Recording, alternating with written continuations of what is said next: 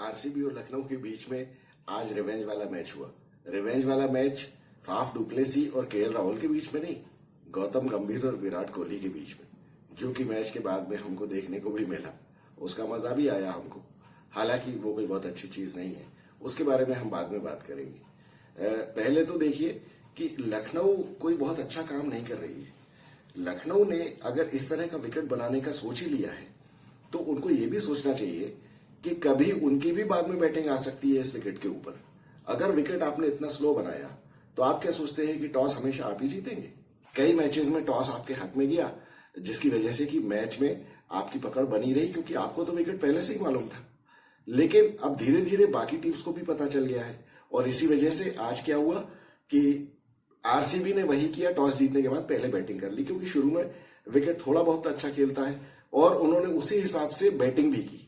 आप देखिए कि आरसीबी ने पावर प्ले में 40 से 42 रन बनाए और उनका कोई भी विकेट नहीं गया था।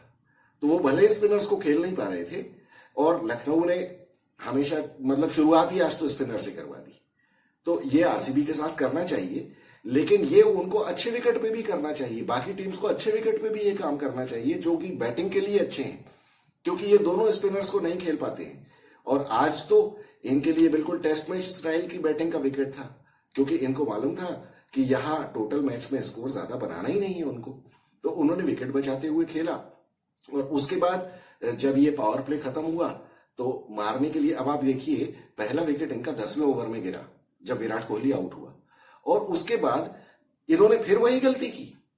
ये देखिए, ग्लेन मैक्सवेल को ये कहते हैं कि वो चौथे नंबर पे आना पसंद करता है। तो इसका मतलब ये नहीं है कि पहला विकेट आपका 10वें ओवर में गिरेगा तो भी ग्लेन मैक्सवेल चौथे नंबर पे ही आएगा। चौथे नंबर से कोई उसको प्यार नहीं है, लेकिन वो शुरू में नहीं आना चाहता।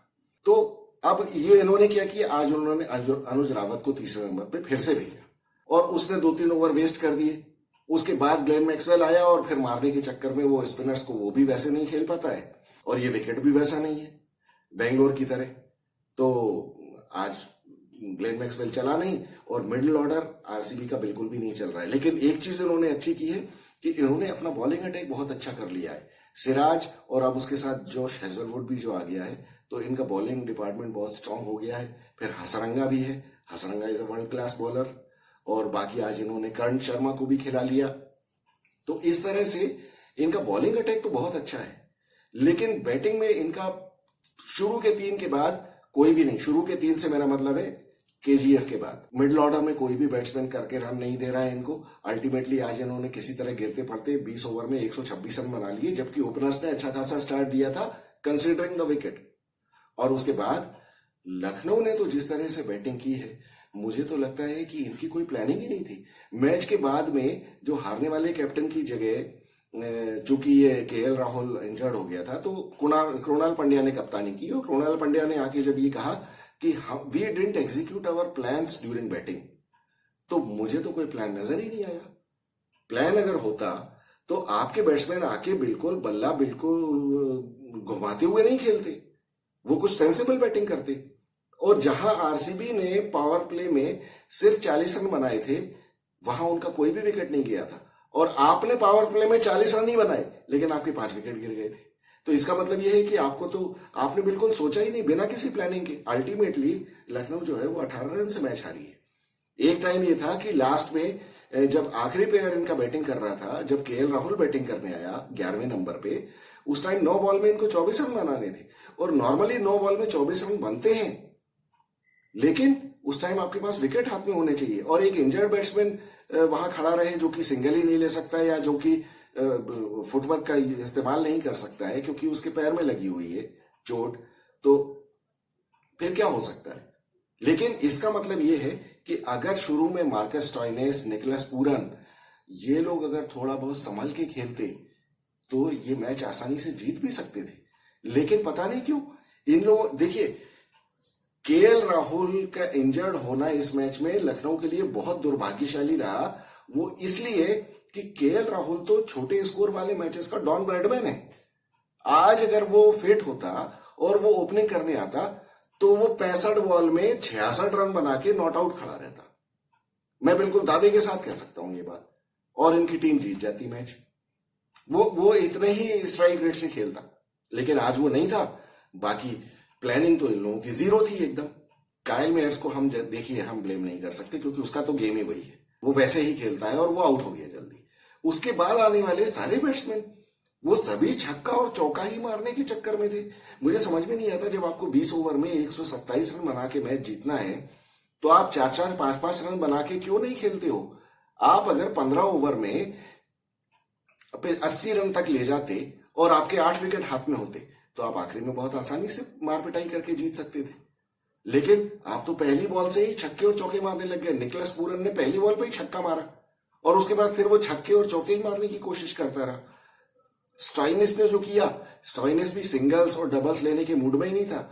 उसने एक छक्का मारा, फिर दूसरा चौका मारा, बस उसके बाद 18-19 बॉल में 10-12 रन बना के वो भी आउट हो गया। मतलब यहाँ पे बैटिंग में कोई सेंसिबल अप्रोच थी ही नहीं। तो इसको तो प्लानिंग नहीं कहते। तो इस वजह से एलएसजी को तो मैच हारना ही था। और आप इमेजिन कर सकते हैं, ये एलएसजी वही है जिसने 4 दिन पहले मोहाली में 257 रन का स्कोर बनाया था 20 ओवर में। अपने घर पे ये 108 रन पे ढेर हो गए।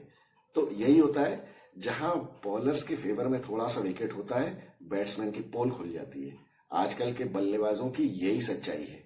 ये सिर्फ लठैत हैं, इनको छोटे ग्राउंड दे दो आप, और इनके बल्ले आजकल बहुत ज्यादा डेवलप्ड हैं। तो बल्ले तो ऐसे हैं कि बिल्कुल बम की तरह उनसे बॉल निकलती है। और छोटे ग्राउंड, बैटिंग फ्रेंडली विकेट्स, तो बॉलर के पास कुछ है नहीं, आपको बस बल्ला घुमाना है। तो यही होता है, लठैतों की तरह आप बल्ला घुमाते हो, बैटिंग टेक्निक तो साइड में हो गई है कहीं। बॉलर्स बेचारे पिटते रहते हैं और अपना चेहरा छुपाते हुए मैदान में घूमते रहते हैं। तो उससे कोई फायदा नहीं है। लेकिन इस तरह के विकेट जब होते हैं तब समझ में आता है कि बल्लेबाजी क्या होती है, स्किल क्या होती है और प्लानिंग क्या होती है। तो बहुत अच्छी बात है। मैं तो बहुत खुश हूं। इस तरह के मैचेस मुझे देखना ज्यादा पसंद आता है, बजाय उसके जो कल हुआ था, जो मुंबई और राजस्थान के बीच में, जहां हर आदमी आके बल्ला घुमा रहा है और छक्के चौके मार रहा है। यहां पता चलता है कि बैट्समैन में स्किल क्या है और उसमें दिमाग कितना है। ये बहुत अच्छी बात है। देखिए, छक्के चौके, ये हर कोई लल्लू पंजू छक्के मार रहा है। बैटिंग विकेट जहां चिन्ना स्वामी और ये इस तरह के होते हैं, वहां हर कोई चला आ रहा है और 7वें 8वें पे भी आके छक्के मार रहे हैं। तो जब 60 मीटर की बाउंड्री होती है तो हर कोई आदमी 80 मीटर का छक्का मार देता है। लेकिन वही बाउंड्री अगर आप 80 मीटर की कर देंगे, फिर मैं देखता हूं कितने लोग छक्का मार पाते हैं। आप ये कह सकते हैं कि छक्के तो बहुत लंबे लंबे लगते हैं, 80-80, 85-85 मीटर के। लेकिन देखिए, जब 57 मीटर की, 62 मीटर की बाउंड्री होती है ना, तो बैट्समैन का दिल जो है वो 4 गुना बड़ा हो जाता है कि अरे इसमें तो मैं एक हाथ से भी छक्का मार दूंगा। और फिर जब वो मारता है तो वो 80-85, 90, 100 मीटर का भी छक्का मार देता है। लेकिन वही बाउंड्री जब 80 मीटर की होती है, बैट्समैन की हिम्मत ही नहीं होती है। और वहां आप बैटिंग विकेट बनाइए, बिल्कुल बैट्समैन फ्रेंडली विकेट बनाइए, लेकिन बाउंड्री बड़ी कर दीजिए तो बैट्समैन, बॉलर के पास भी चांस रहता है। उसको भी थोड़ा सा कॉन्फिडेंस रहता है कि इसने मिस हिट किया तो ये कैच आउट हो जाएगा, और बैट्समैन को भी यही डर रहता है। तो इस वजह से छोटी बाउंड्री तो बहुत ही गलत है। बैटिंग विकेट अगर बनाना है तो बाउंड्रीज बड़ी करिए। बाद में हम बात करते हैं जो गौतम गंभीर और विराट कोहली के बीच में हुआ। विराट कोहली के एग्जेजरेटेड जेस्चर्स हमेशा ही रहते हैं मैच में, और पता नहीं क्यों मुझे समझ में नहीं आता। अगर आप इतने बड़े बैट्समैन हो तो फिर आपको थोड़ा सा अपना सोबर बिहेवियर दिखाना चाहिए। ये इस तरीके से करके आप क्या एग्जाम्पल सेट करते हो बच्चों के सामने, और वहां पे बहुत बिल्कुल बच्चे टाइप के लड़के आपकी टीम में भी हैं, और आप इस तरह से गौतम गंभीर के साथ लड़ाई कर रहे हो। देखिए, विराट कोहली ने 25,000 रन बना लिए हों, चाहे वो 100 सेंचुरी क्या, वो 200 सेंचुरी इंटरनेशनल मार ले, लेकिन गौतम गंभीर का जो कंट्रीब्यूशन है ना, अभी विराट कोहली उसके बराबर पहुंच नहीं पाया है। अभी विराट कोहली, और मुझे तो नहीं लगता कि विराट कोहली अपने करियर में पहुंच पाएगा। आप लोगों में से अगर किसी को नहीं मालूम हो तो इंडिया ने जो 2 वर्ल्ड कप जीते हैं उनके फाइनल्स में गौतम गंभीर वॉज द हाईएस्ट स्कोरर। मैं चाहता हूं विराट कोहली इंडिया के किसी वर्ल्ड कप विक्ट्री में, फाइनल में हाईएस्ट स्कोर करे और उसके बाद आके मैदान पे गालियां बके। ऐसे फालतू गालियां बकने से कुछ नहीं होता है। आपका ये डोमेस्टिक में और बायलेटरल में और इस तरह से आपका स्कोर हमने सब बहुत अच्छी तरह देखा है, और आईसीसी टूर्नामेंट्स में आपका क्या हाल होता है ये भी हमको बहुत अच्छी तरह पता है, जहां आपको बॉल समझ में नहीं आती है।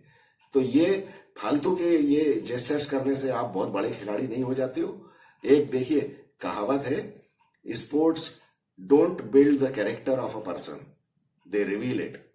इसका मतलब हिंदी में ये होता है कि आपका जो कैरेक्टर है वो स्पोर्ट्स खेलने से नहीं बनता है, वो स्पोर्ट्स में आपका कैरेक्टर देखता है कि आप किस कल्चर से आते हो और आपका एक्चुअल कैरेक्टर क्या है।